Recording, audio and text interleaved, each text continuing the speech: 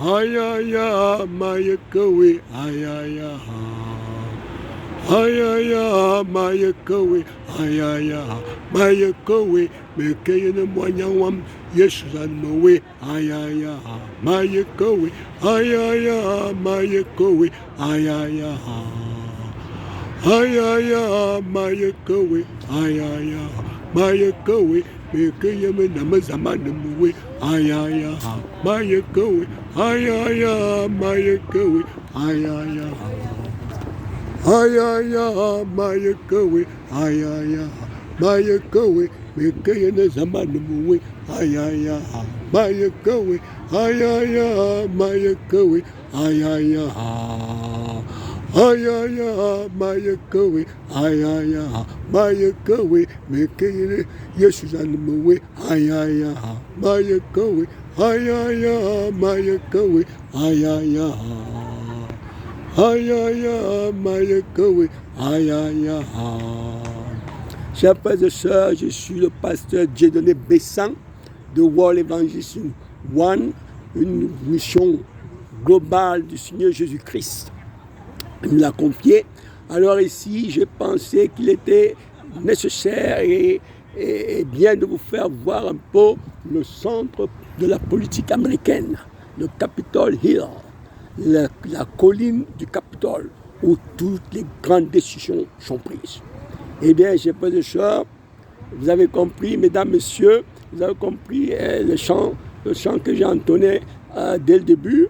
Dès le départ, c'est un chant qui a toute une histoire. Je ne sais pas quel Cameroun nous avons aujourd'hui. Le Cameroun du temps était le Cameroun des frères et sœurs. On n'avait pas question de tribalisme, question de tous ces... Il n'y avait rien, il n'y avait pas toute cette haine. Ce chant, nous avons chanté, dans ma génération, nous avons chanté avec les Bamleke, les Ewondo, les Eton, les Bambarachara, les Boulou, les Douala, les Bassa. Tous, on a entonné ce chant. Et nous étions en connexion avec Dieu et nous avons bien vécu en ce temps-là, les années 70-80. Les années 70-80. Chers frères et sœurs, quel Cameroun avez-vous fait? Revenez au Seigneur. Eh bien, nous allons continuer la visite ici. Et si vous avez vu déjà le bâtiment, je vais un peu tourner aussi pour vous montrer les alentours. Le grand bâtiment Capitol Hill aux États-Unis, à Washington, D.C. Que Dieu nous aide à comprendre sa voix et qu'on puisse obéir. Car le problème que nous avons aujourd'hui n'est pas politique, économique ou ethnique. Il est un problème spirituel. Et un problème spirituel qui peut avoir une réponse spirituelle, de rentrer à Jésus. Et Jésus pourra prier le Père pour nous pardonner. À bientôt. Wajona wadini zamba, tama dini mwanyo, nama dini zamba, he. Wajona wadini zamba, tama dini mwanyo, nama dini zamba, he. Wajona wadini zamba, tama dini mwanyo, nama dini zamba, he. Wajona wadini zamba, tama dini mwanyo, nama dini zamba, he. Wajona wadini zamba, tama dini mwanyo, nama dini zamba, he. Wajona wadini zamba, tama dini mwanyo, nama dini zamba, he.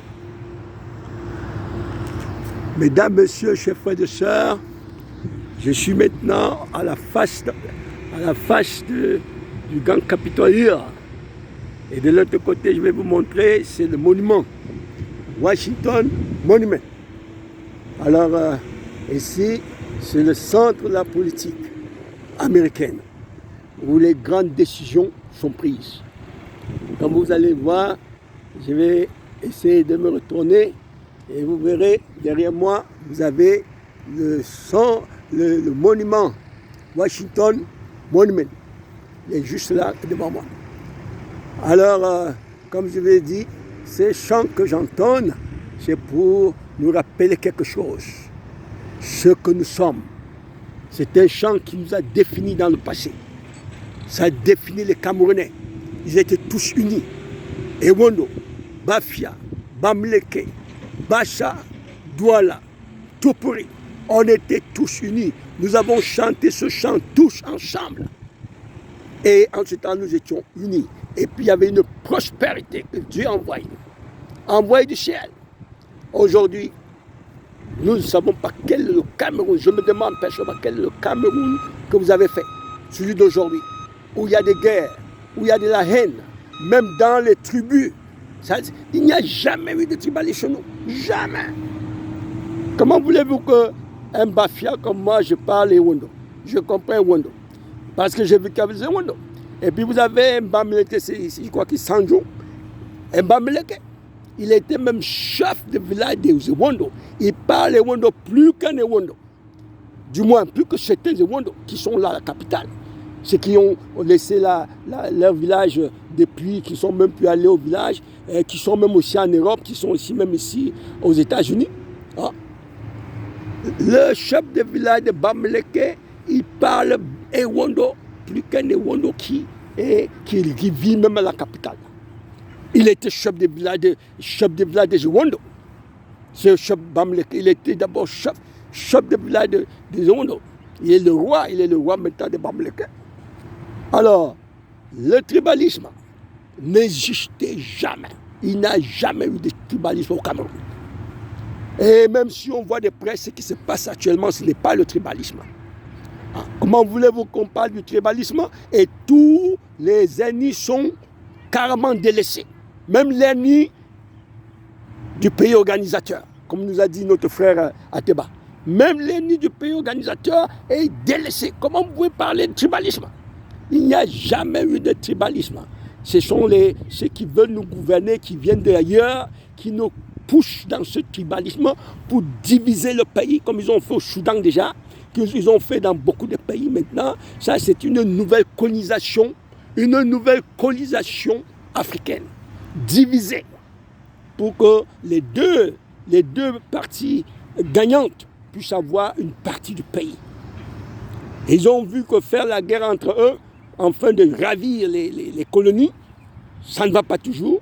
Alors, ils veulent diviser pour que chaque pays, ça veut dire c'est puissant, pour qu'ils puissent avoir chacun une part.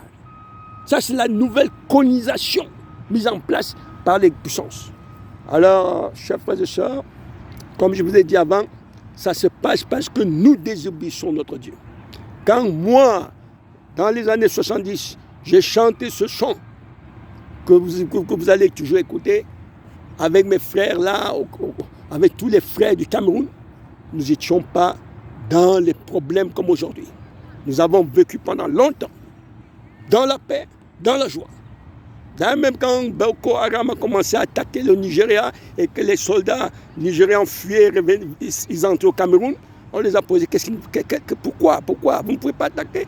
Et qu'est-ce que le président nigérien a dit? Oh non, vous savez, depuis les années 70 jusqu'aux années 80, Dieu nous a donné une paix que nos armées n'étaient pas formées pour la guerre, parce qu'il n'y avait pas de guerre. Voyez-vous, c'est ça qu'on dit. Il n'y a jamais eu de tribalisme chez nous. Jamais eu. Nous étions en paix, parce qu'on obéissait notre Dieu. Alors, quand aujourd'hui on me parle de tribalisme, ce n'est que des grandes puissances qui veulent maintenant diviser l'Afrique. Parce qu'entre elles ne s'entendent pas. Elles voulaient prendre tout pour elles, mais maintenant, ils sont mis d'accord de diviser le gâteau. Comme ça, chaque pays africain doit être divisé ou en 2 ou en 3 pour ces grandes puissances. Alors là, devant vous, vous avez le Washington Monument. Alors, chers frères et sœurs, je vous en prie, le seul remède, la seule solution que nous avons, c'est rentrer à Dieu. Rentrer à Dieu, appeler sur le champ tout de suite, Jésus, sauve-moi et apprends-moi à t'obéir. Il le fera. Non, ne regardez pas dans vous-même, qu'est-ce que vous pouvez faire pour obéir Jésus. Non, vous êtes incapable. Il faut voir là où vous êtes arrivé, le niveau de péché que le monde est arrivé, dépasse ensemble Sodome, Gomorrha et les gens qui sont morts au temps de Noé les antédiluviens, par la pluie. Ça dépasse. Alors, ce n'est pas dit que ce n'est pas à notre niveau d'obéir Dieu maintenant. Dites seulement, Seigneur Jésus, sauve-moi et apprends-moi à t'obéir. Disposez-vous mentalement. Disposez-vous mentalement devant Dieu et il fera le reste. C'est la parole. L'homme, c'est la parole. Tout ce qui se passe, c'est la parole. Si vous donnez votre